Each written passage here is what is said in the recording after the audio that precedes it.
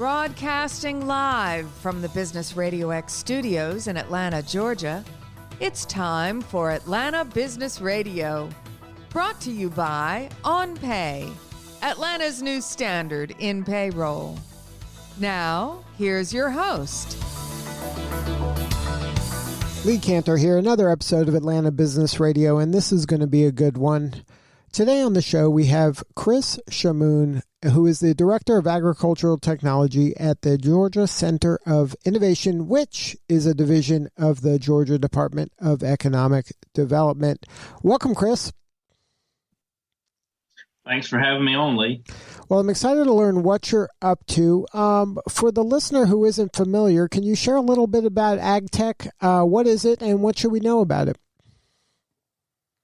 Sure. So AgTech is just short for ag technology. So most of your listeners may know that the largest industry in Georgia is agriculture, and our department put a focus on ag technology last year. So I've been in this role about a year.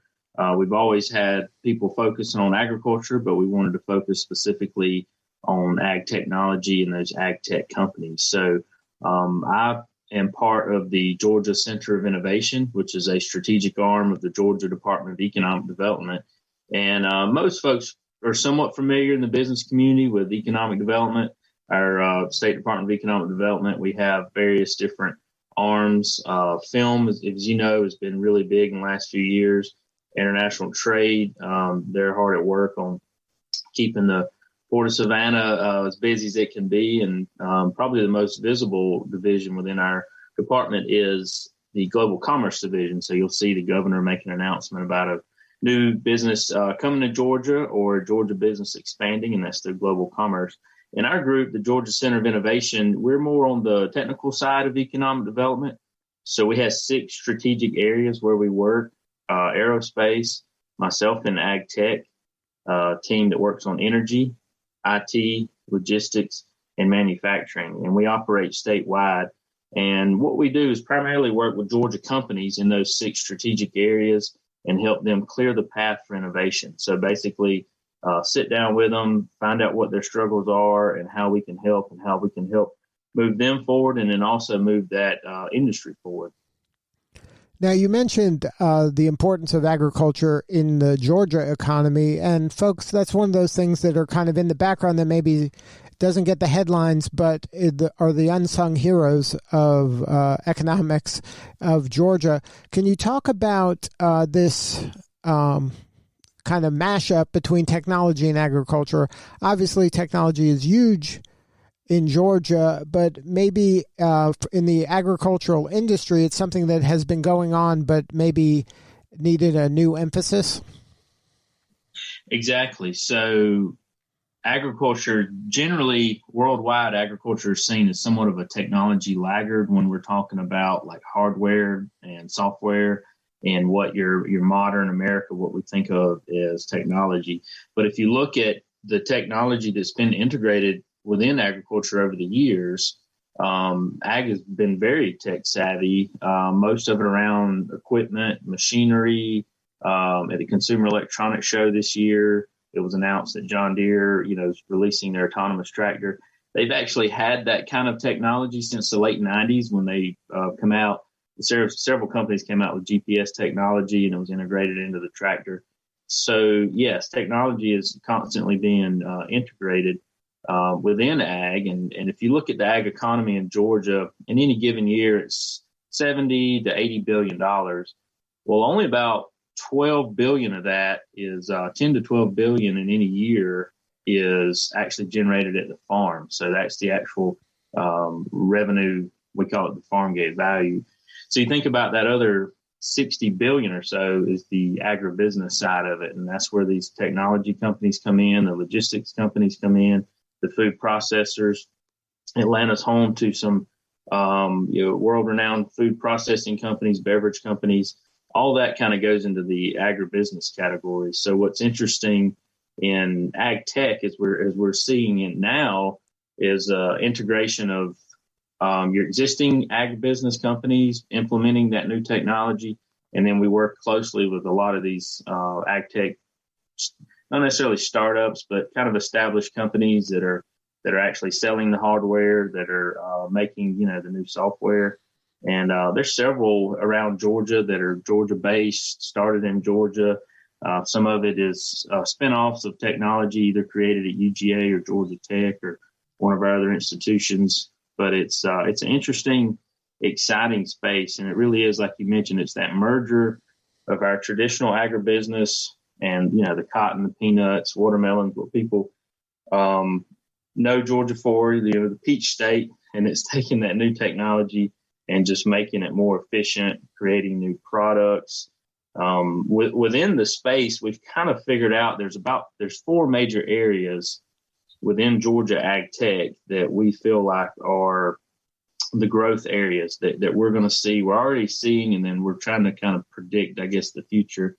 And the biggest player so far within this space is integrated precision ag. So precision agriculture is, as I mentioned earlier, autonomous tractors, all the new sensors, soil sensors, all kinds of data that we're collecting at the farm level. And Georgia as a state has really been a leader in that over the years. Some of the university research, University of Georgia research in South Georgia has developed some pretty interesting precision ag tools. And we're just going to continue to build off of that. In the metro Atlanta area, we've seen more controlled environment agriculture coming about. And this is kind of the second box that we're looking at. Controlled environment agriculture is like, for instance, around Atlanta, there's Calera, which is a large controlled environment ag. There's several small controlled environment ags, but it's the greenhouse operations. It's the warehouse style farms. And this is really driven by the population growth, mainly in Atlanta, but the Southeast as a whole. And with that population growth, we've seen consumers demanding more locally grown fresh produce. So, years ago, I remember being in a meeting and we kind of joked about controlled environment ag, saying, it'd be great if we could have a Georgia grown salad, because we don't grow lettuce or a lot of the things that you would need for a salad on a year-round basis. They can do that in California, but we've never been able to do it in Georgia. But with this new technology, that's really what we're seeing, is the ability now to have that locally grown, Georgia grown salad. And again, it's all consumer driven. The third of the 4 boxes is what we call food product innovation. And basically, food product innovation is trying to add value to the commodities we grew. I mentioned earlier about 10 to 12 billion of our ag economy every year is the revenue generated at the farm. Well, a lot of those crops are sold in that form that they're harvested. So other than our row crops, so other than cotton and peanuts and corn and soybeans, if you look at all of our fruits and vegetables, the vast majority of those are sold in a fresh format. So go into the supermarket. Well, the issue that causes is the farmer has to just kind of take whatever price they can get.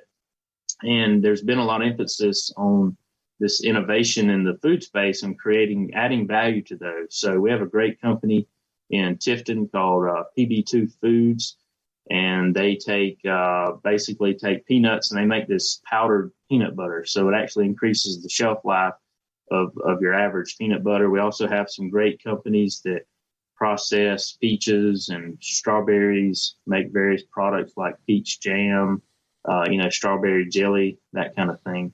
And there's just been a lot of emphasis on this, mainly to help the farmer. Again, it's create value or add value to that product to increase the shelf life and let the farmer dictate more of the price they would like to receive. And the fourth box within the ag tech space in Georgia is food system technology integration. So this really revolves around our existing large food processors, mainly in the poultry industry.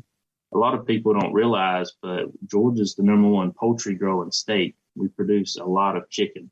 In any given year, we're about, if Georgia was its own country, we would be the 8th largest poultry producing country.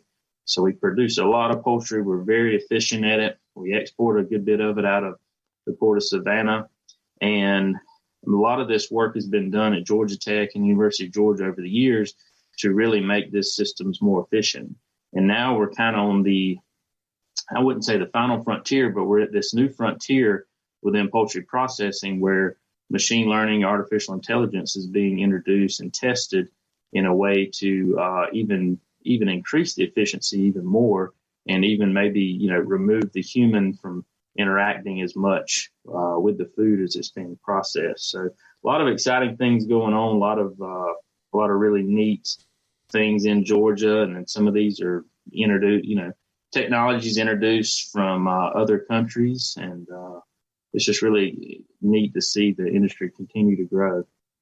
Now, is part of your job kind of being a bridge for, like maybe say a startup in Atlanta, and then kind of pairing them up with a farmer in South Georgia to give them a chance to beta test an idea to see if this is something that flies, and or is part of your job kind of scouring the globe to say, hey, this is an interesting technology. We have farmers here that might be willing to test this, and then kind of mashing them up so then it can create new jobs and new opportunities of maybe moving some firms to Georgia to kind of explore their idea and see if it is viable? Yeah, Lee, that's exactly it. I mean, about half of our time is dealing with existing Georgia businesses who again are trying to innovate, trying to do something different. We don't have the capacity to deal directly with startups from the beginning. Now, once they are established, ATDC, that everyone hopefully knows about, ATDC does a great job with helping those startups from idea to kind of implementation.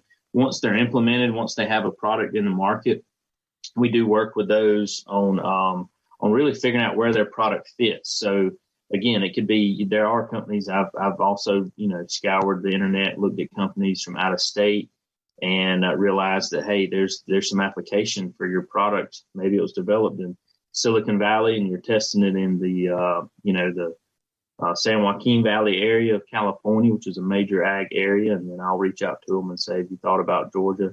So we do some of that.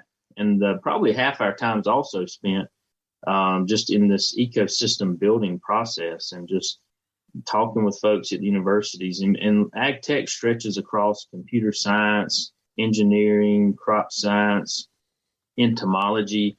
And we really like to think that that our group, the Center of Innovation, it really is helping build and manage that ecosystem. So I spend a lot of time with university professors talking about what they're working on, where can that kind of fit in the market. Is there currently companies trying to do this? Is there a way we can collaborate with companies already doing it, and just really kind of build that ecosystem? And then we do a lot. Again, the existing companies, sometimes it's assistance is as simple as they call and they're talking about something, and I make an introduction with somebody at university. Sometimes it's connecting them with other businesses. We see that a lot. If there's synergies between two businesses, we'll do some business to business introductions. But again, it's about building that ecosystem. And we've actually, in my role, like I said, is only about a year old. And we're putting together March 2nd in Tifton, their first ever Georgia AgTech Summit. So we have a lot of different meetings. Of course, each industry has a lot of meetings. And in Georgia agriculture, we have some great meetings already, great conferences. Georgia Farm Bureau does a great conference. Agribusiness Council does a great conference. Each of the different commodity groups, cotton, peanuts, corn, they all have their own respective conferences. But we've never had any dedicated day directed around ag technology. So on March 2nd in Tifton, we're going to put together the first summit with industry, academia, and government, and really discuss, where are we at? What's the current state of Georgia ag tech? What can we be working on in the future? What technologies do we see coming down the road? And really help see some collaboration, help spur more collaboration amongst the universities, amongst our businesses, and then amongst, folks like us at different state agencies. So what do you need more of? How can we help? Yeah, again, I think this Georgia AgTech Summit that we are putting together March 2nd. So if you go to our website, georgia.org/agtech, there's a banner there. You can learn more about the AgTech Summit. We're doing this in collaboration with the Georgia Research Alliance, which is a close partner with our department.